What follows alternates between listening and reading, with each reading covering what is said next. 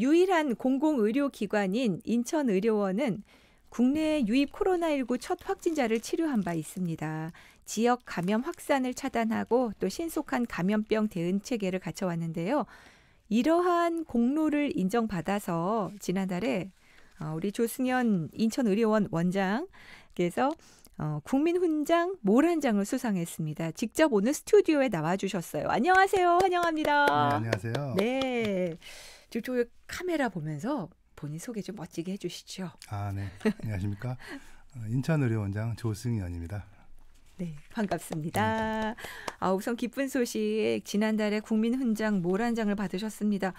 국민훈장은 대통령장이잖아요. 네, 그렇게 알고 있습니다. 코로나19 대응하면서 보낸 시간들 정말 수고가 많으셨다. 그런 의미로 받으신 건가요?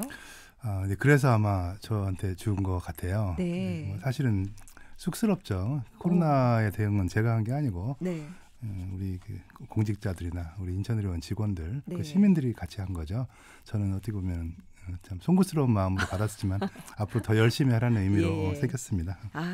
그래요. 사실 코로나19 국내 1호 환자를 치료하셨잖아요. 네. 네. 얼마 전에 저랑 전화 인터뷰 했을 때도 얘기하면서 조금만 있으면 몇 달 뒤면 이 사태가 끝나길 바란다, 이렇게 희망 섞인 얘기로 인터뷰를 마감했던 기억이 나는데 아직도 진행형입니다. 그러게 말입니다. 네. 그 코로나19 국내 1호 환자가 인천공항통에서 들어온 환자였죠? 네네. 작년이었죠. 작년 1월 19일 날 인천공항에서 일본으로 경유하는 과정에서 발열이 있어서 이제 검역소에서 다행히 체크가 돼서 저희 의료원으로 왔던 환자입니다. 네. 어떠셨어요? 그 환자 치료하면서 처음엔? 그 당시만 해도 이제 중국 우한에서 괴질이 막 돌고 그래서 상당히 공포스러운 분위기였고, 그렇죠. 일단 병에 대해서 알지를 못했기 때문에 이 병이 어떤 경과를 가질지, 얼마나 심한 전염력을 가질지, 사망률은 얼마 될지 모르고 있었거든요. 더구나 이 환자가 왔는데 처음에는 별 증상이 없었음에도 불구하고 엑스레이를 CT를 찍었더니 폐가 하얗게 변해 있는 거예요. 그래서 다들 굉장히 신기했습니다. 그냥 보통 폐렴으로 그 정도가 나오면 거의 숨을 못 쉬어서 힘들어할 판인데 이분은 오히려 증상은 없고, 증상은 오히려 설사 같은 게 있었어요. 그래서 참 독특한 병이다 해서 그 당시 1호 환자에 대한 그런 케이스를 정리해서 학회지에 보고도 하고 했던 것 같습니다. 처음 본 환자고 처음 본 병이었습니다. 치료 과정은 어땠어요? 치료 과정은 어차피 이제 코로나 바이러스라는 걸 알고 있었기 때문에 일반적인 코로나 바이러스 갖고 있는, 근데 맞춰서 쉽게 말하면 치료약이 없었던 시절이니까 해줄 게 별로 없었죠. 그래도 무사히 완쾌하고 퇴원했습니까? 참 다행입니다. 외국인이었는데 결과가 안 좋았으면 여러 가지 국제적으로나 안 좋을 뻔했죠. 네, 그래요. 자, 국내 코로나 1호 환자를 치료한 인천의료원의 조승연 원장과 함께하고 있습니다. 정말 아무도 가보지 않은 그 길을 걷고 있는데 오랫동안 여기서 일을 많이 하셨다 보니까는 메르스나 사스 이런 사태도 다 겪으셨죠? 그렇죠. 근데 코로나19는 좀 달랐다. 어떤 특징이 있다면요? 지금이야 이제 우리 국민 여러분이 많이들 알고 계시지만은 사실 그동안 병과 좀 다른 점이 몇 가지가 있었어요. 아까 1호 환자 때도 얘기했지만 증상이 보통 보는 바이러스 감염과는 좀 많이 다른 게 있고 다양한 증상이 보이는 반면에 또 가장 특징적인 거는 증상이 하나도 없는데도 남들에게 감염을 굉장히 많이 시키더라는 거죠. 오히려 증상이 있어서 감염을 시키는 것보다 없을 때 시키는 것이 더 문제가 될 정도로 조용한 감염이 있기 때문에 이 병이 굉장히 많은 파급력을 갖는 거죠. 또 하나는 사망률이 아주 애매한 수준인 겁니다. 아주 높지도 않고 낮지도 않고.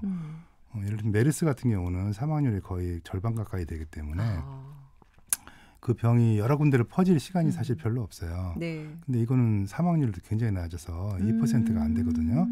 그렇기 때문에 실제로는 걸려도 증상이 별로 없고 전파 속도는 굉장히 빠르고 이러한 특징을 갖고 있기 때문에 아마 지금까지 이제 최소한 그 현대 의학이 나온 이후에 나온 병 중에서는 상대하기가 가장 힘든 그런 교묘한 특징을 갖고 있는 그런 균이라고 볼 수 있습니다. 증상도 없는 경우도 많고 조용하게 또 감염력은 엄청 빠르고 그렇죠. 이런 특징 갖고 있는 코로나19. 지금 아슬아슬하게 4차 대유행 앞 기로에서 지켜내고 있는 상황이라고 들었습니다. 그 증폭됐던 3차 유행 때가 가장 힘들지 않으셨을까 싶은데. 맞습니다. 3차 유행은 사실은 2차 유행이 끝나고 나서 사실 상당히 예견을 많이 했고 많은 전문가들이 거기에 대한 대비를 논했는데 사실상 준비가 많이 부족했어요. 예를 들면 저희가 이제 감염병 환자를 위한 병실을 확보하고 있었는데도 갑자기 그 확보 병실을 그냥 일반 환자를 받아라라고 저희한테 내려왔어요. 그래서 그래도 뭐 어떡하냐 그래서 일단 일반 환자를 받기 시작했는데 정확히 5일 만에 4차 유행이 터지기 시작했습니다. 그래서 다시 입원 환자들을 또 퇴원시키느라고 아주 애를 먹었던 기억이 있듯이 사실은 뭐 정부의 잘못이라기보다는 이 병이 갖고 있는 그런 어떤 위험성들을 좀 간과했던 거죠. 가장 중요했던 게 중환자에 대한 역량을 키워야 된다라고 계속 강조를 했었는데 실제로 중환자를 보려면 보통 일반 환자를 보는 것보다 의료 인력이 몇 배가 들어가거든요.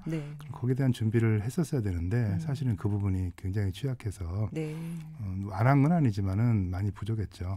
그래서 결국 마지막에는 이제 일반 민간 병원들도 무조건 병실을 내놔라라고 명령까지 내리는 그런 사태가 벌어졌기 때문에 사실은 그 당시 대응이 무척 어려웠고 저희도 힘들었습니다. 중환자실이 이제 환자로 꽉 찼는데 사실 저희가 인력이 많지 않거든요. 그래서 아주들 애도 먹고 또 외부에서 지원도 나오고 그랬었습니다. 중환자 병실 포화 문제로 어려움을 많이 겪으셨는데 지금은 어때요? 지금은 다행히 인천은 지금 다른 지역에 비해서는 환자가 굉장히 적어서 20명 정도를 유지하고 있거든요. 지금 정도가 만일 계속된다면 사실은 뭐 전 국민 면역을 가진 거나 다름없는 상황이라고 볼 수 있겠습니다. 문제는 이제 지방 쪽에 특히 지금 경남 쪽에는 변이 바이러스가 상당히 많이 나오고 있어서 이 얘기가 나온 지가 벌써 한두 달 되는데 점점 많아지고 있어서 아주 좀 걱정이고 또 수도권 자체가 지금 한 500명, 600명에서 줄지를 않고 있잖아요. 이거는 지역 감염이 계속 이루어지고 있는 거기 때문에 이 언제라도 다시 4차 대유행이 올 것이다라는 그런 준비를 해야 된다라고 주장하는 분이 많이 있습니다. 인천은 하루에 20명 이내예요. 늘 잘 지키고 있는 거네요. 방역 수칙을. 인천의료원에서도 노력해 주시고. 저희 이제 환자가 생기면 봐드리는 건데 발생을 안 하기 때문에 오히려 저희는 좀 태풍 전에 고요함이라 그럴까? 이런 마음으로 지금 지키고 있습니다. 더 늘지 말아야 될 텐데 계속 조마조마한 살얼음판 상황입니다. 잠시 15분 교통정보 듣고 와서 이야기 이어가겠습니다. 최다빈 캐스터.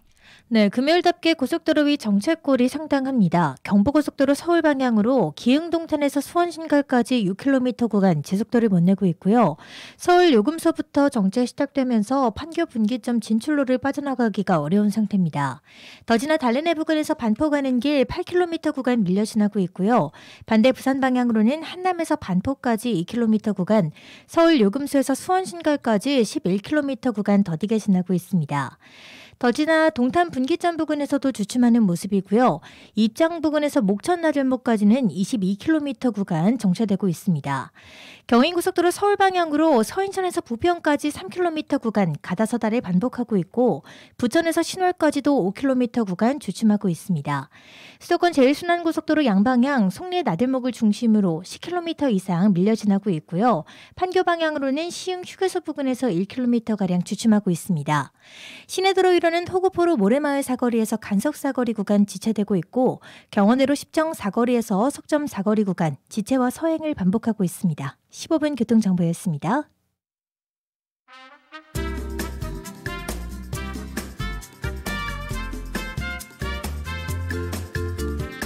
여러분은 지금 장수정의 달리는 라디오를 듣고 계십니다. 달리는 라디오는 장문 100원, 단문 50원의 유료 문자 샵 5001로 참여하실 수 있습니다. 오늘은 조승연 인천의료원장과 함께하고 있습니다. 외국 상황들하고 비교했을 때 우리나라 코로나19 잘 지켜내고 있는 거죠? 그럼요. K방역이라는 게 지금 세계적으로 모범이 돼 있잖아요. 지금 이제 백신 때문에 좀 시끄럽긴 하지만 사실은 뭐 제 개인적으로 보면 외국에서 아마 전 국민 백신을 맞아도 지금 한국이 했던 정도 이상의 환자가 나올지 않을까라고 할 정도로 사실은 잘 지켜내고 있는 겁니다. 그렇죠. 우리나라는 총 500명대인데 외국 뭐 인도는 뭐 몇십만 명. 그러게 40만 명을 돌파했다고 하더라고요. 그렇습니다. 자, 지금 코로나19 백신 70세부터 74세 사전 예약도 시작됐어요. 그런데 여전히 이제 백신 브랜드 가지고 어느 게 더 좋으냐 또는 맞아야 할까 말아야 할까 고민하는 분들이 계십니다. 자, 오늘 좀 시원하게 말씀해 주시죠. 단도직입적으로 말씀드린다면 당연히 맞아야죠. 맞아야 돼요. 네. 네. 어느 의약품이든 간에 그 부작용은 반드시 있기 마련이고 심지어 독감 백신을 맞거나 또 아이들 그 필수적으로 맞아야 되는 예방주사를 맞고도 간혹 이제 불행한 결과를 초래하는 경우가 보도가 되지 않습니까? 일반 뭐 독감 백신 맞고도 그렇죠. 네.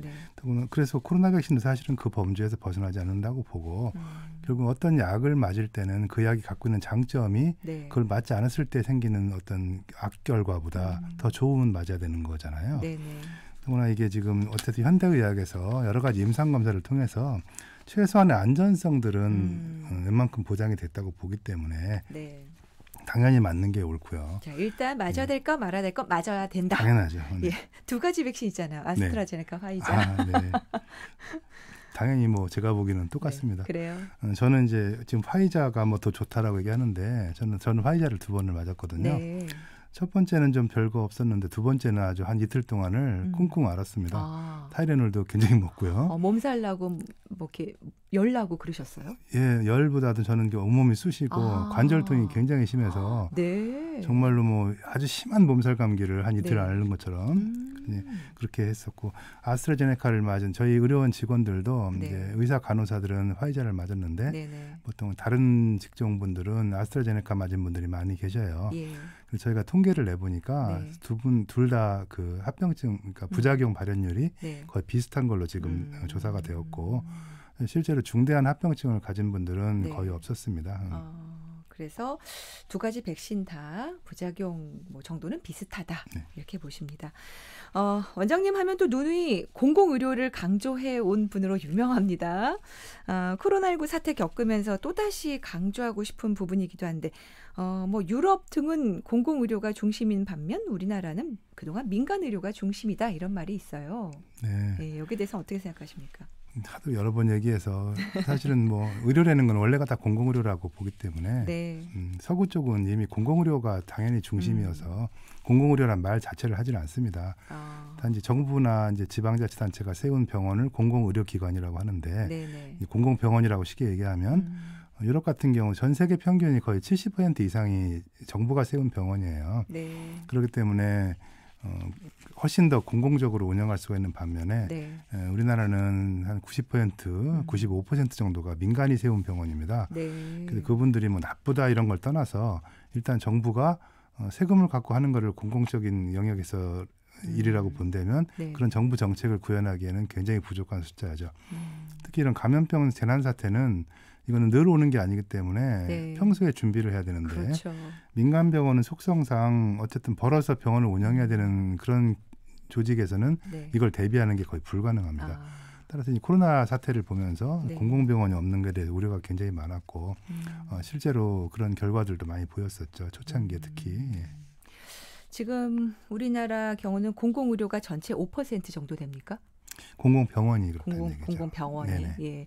그럼 이런 상황에서 이 공공병원이 감염병 환자는 또 많이 다 받았어요. 뭐 80% 정도를 치료하는 형태였다고 하는데 이 정도였어요? 5%가 아니고요. 지금 감염병을 주로 본 지방의료원이나 이런 이제 그 2차 그 공공병원은 1%밖에 안 됩니다. 그래요? 그 전체 1% 병원이 한 80%의 코로나 환자를 봤다고 보시면 되고요. 의료진들이 얼마나 고생하셨어요. 그러다 보니까 여러 가지 이제 부족한 점이 많이 있어서 사실 국민들이 처음에 애를 많이 썼죠. 자, 지금 뭐 지역의 의원들도 제2의 인천의료원은 꼭 필요하다. 이런 주장을 펼쳤었는데 지난번 3월에 대구 쪽으로 결과가 넘어간 걸 들었습니다. 감염병 전문병원 유치. 자, 우리 원장님께서도 또 보탤 말씀이 많으실 것 같은데요. 뭐 감염병 전문병원은 뭐 공공병원이라기보다는 감염병 이제 인천이 항만과 공항을 끼고 있기 때문에 당연히 이제 해외 환자를 막는 부분에 있어서 반드시 필요한 도시였는데 네. 아쉽게도 대구로 갔지만 그건 뭐 경쟁의 내용은 아니고 그래요? 사실은 감염병 전문병원 인천에는 꼭 있어야 되고 네. 그것도 공공적인 성격으로 있어야지 어떤 민간병원에 이렇게 그냥 얹혀주는 형태로 가서는 이제 장기 지속 가능성이 그다지 없을 거다라고 생각을 하고 있고요. 네네. 제2인천의료원은 쉽게 말해서 300만 명이나 되는 인구를 가지고 네. 서울의 거의 1.7배 정도 되는 엄청나게 넓고 섬이 많은 도시임에도 그렇죠. 사실은 제대로 된 공공병원은 인천의료원 하나밖에 없는 셈이거든요. 그러다 보니까 보건복지부에서 이제 조사를 했을 때도 네. 인천에는 인천의료원 같은 게 한 4개는 필요하다라고 이미 2018년도에 결론이 나온 상태입니다. 그래요? 근데 아직 하나예요? 그렇죠. 네. 그래서 제2의료원은 반드시 필요하고 그것뿐 아니라 제3, 제4까지 그러네요. 생겨야 되는데 네네. 사실 아직 여러 가지 재정 여건이나 이런 것 때문에 이루어지지 않는 게 무척 안타깝죠. 네, 그렇습니다. 이게 각계각층의 분들을 만나서 얘기 들어보면 인천은 인구 대비 또 면적 대비 부족한 게 참 많다는 얘기를 자주 듣게 돼서 네. 좀 서운합니다. 안타깝습니다. 참. 자, 그렇다면 감염병 전문병원이 인천에 생긴다. 그럼 어떤 형태로, 뭐 어떤 지역에 이렇게 생기면 좋을까요? 이 감염병 전문병원은 네. 그 자체 독립적 병원이 아니고요. 네. 약 400억 정도를 들여서 기존 병원, 특히 이제 종합병원이나 네. 그런 데에다가 옆에 부속 건물을 짓는 겁니다. 그래서 그 병원이 운영하면서 늘 준비를 하고 있다가 네. 만일 했을 때 중요한 역할을, 중심적 역할을 할 수 있는 그런 병원을 말하기 때문에 네. 일종의 감염병에 대해서 이제 거점 병원이라고 할 수가 있겠죠. 네. 뭐 영종도 쪽에 있어야 된다 뭐 이런 의견들도 있었는데. 영종도도 뭐 없을 건 없는데 문제는 네. 배후 진료가 있어야 됩니다. 영종도에는 지금 종합병원이 없잖아요. 그렇죠. 그 영종도에 이제 좋은 병원이 생긴다면 모르겠지만 제가 보면 지금부터 작업을 해도 뭐 10년 이상 걸릴 가능성이 많고 그때를 기다릴 수는 없어서 일단 지금 봐서는 제가 있는 제 인천의료원이라든지 이런 데 유치를 해서 공공의료를 키우는 데 어떤 또 하나의 계기를 만드는 게 또 중요한 일로 생각을 하고 있습니다. 그렇죠. 뭐 공항 근처든 어디가 됐든 일단 빨리 생기는 거. 그렇죠. 예. 그리고 제2의 인천의료원 꼭 필요하다. 네. 예, 이렇게 말씀 정리할 수 있겠습니다. 자, 이 코로나19 뭐 정확한 답이 없는 상태입니다. 아직까지는. 그래서 뭐 더 연대가 필요하다 이런 얘기도 나오고 있는데 자, 이제 마무리할 시간이 돼서요. 우리 듣고 계시는 경인교통방송 애청자분들 그리고 또 인천 시민분들께 한 말씀 남겨주시죠. 네, 마무리 말이 항상 제일 어려운 것 같아요. 근데 코로나 뭐 앞서도 말씀드렸지만 이게 쉽게 끝날 것 같지는 않잖아요. 네. 심지어는 백신을 다 맞아도 이게 완전 면역에 이르기는 불가능할 거다. 즉 감기처럼 더불어 살아야 되는 거고 그래서 지금 감기보다는 치사율이 훨씬 높기 때문에 사실 우리 생활에 굉장히 불편을 줄 거고 그렇다면 이걸 슬기롭게 극복하는 방법이 뭐냐에 대한 관점인데 어찌됐든 뭐 특별한 치료약이나 완전한 백신이 나오기 전까지는 결국은 우리 시민들이 사실은 뭐 똘똘 뭉쳐서 균과 싸워 이겨내야 되겠죠. 지치면 지는 겁니다. 끝까지 힘을 모아서 서로 도와서 반드시 이길 수 있다라는 신념을 가지고 대응해 줬으면 좋겠고요. 거기에 걸맞게 정부나 이런 데서 열심히 하고 있으니까 또 신뢰를 가지고 잘 따라주셨으면 좋겠습니다. 네, 알겠습니다. 그동안의 노고에 다시 한번 감사드리고요. 앞으로 또 다양한 의료 사업들 잘 부탁드리겠습니다. 오늘 나와주셔서 고맙습니다. 네, 감사합니다. 네, 지금까지 인천의료원 조승연 원장과 함께했습니다.